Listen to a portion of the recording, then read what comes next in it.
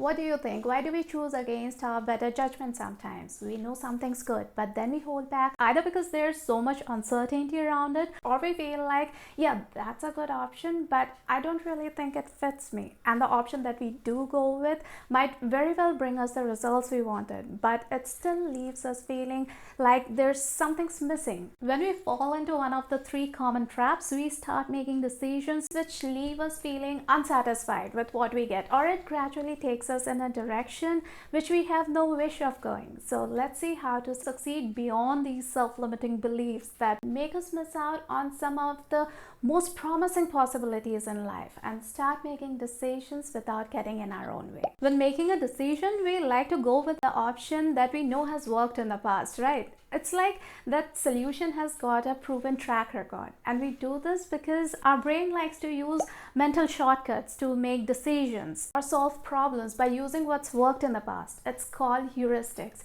and this is good because it makes us more efficient, frees up our mind quickly to do other things. But there's also a flip side to this. It's also the reason why we sometimes realize later that the small thing we missed was actually important enough to change everything. That's how some of our most confident choices sometimes ends up being one of those embarrassing mistakes. You know, the times when it's like, I don't know how I missed that. And the thing that really helps avoid these situations is, if the cost of error is going to be significant, avoid making snap decisions. Don't act on the first idea that pops up into your head. Take a pause. Think it through a little bit so that you can come up with a couple more solutions. And if the initial one still feels good, then sure, go with it. But relying blindly on the first idea because you feel you know that's what to do can be a real mistake sometimes. That's also how some of those self-limiting beliefs work that hold us back. If we couldn't do something in the past, say we couldn't speak in front of 1,000 people, then we instinctively discard those options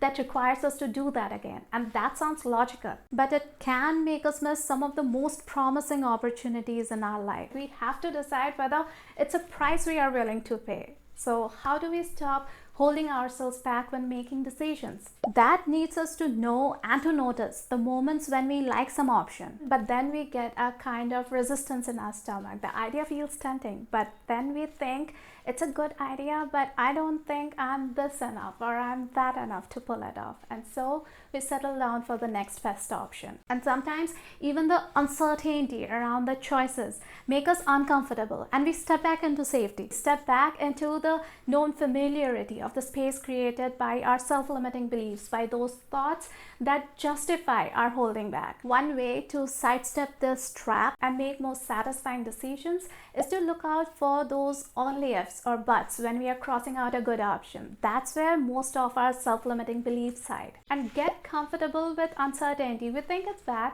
but uncertainty is also something that accompanies all those moments when we feel proud of ourselves for doing something unexpected. Think of all the choices that you had no way of knowing how they would turn out, but they worked out just fine and created all those wonderful memories for you. That's proof that the beliefs that guide our decisions aren't necessarily true. And when we can see that, it's easier to go beyond these unhelpful thoughts and make better decisions. That's really helpful, but it doesn't cover those times when we give in to peer pressure or choose something just because that's how it's always been done. How do we move past that? See, we have always survived better as part of a tribe because there's more safety, there's more security and surety. And even though we all like our alone time, isolation isn't something that we really enjoy, no matter how much of an introvert you are.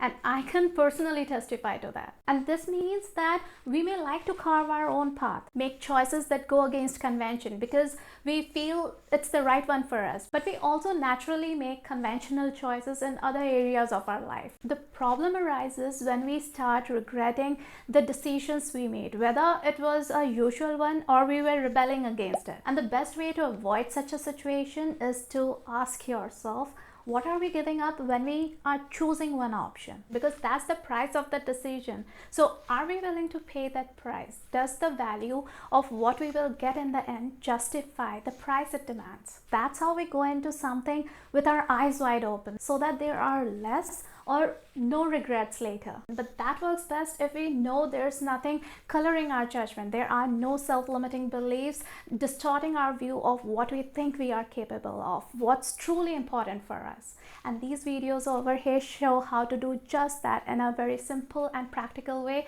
using techniques that you can start implementing right now.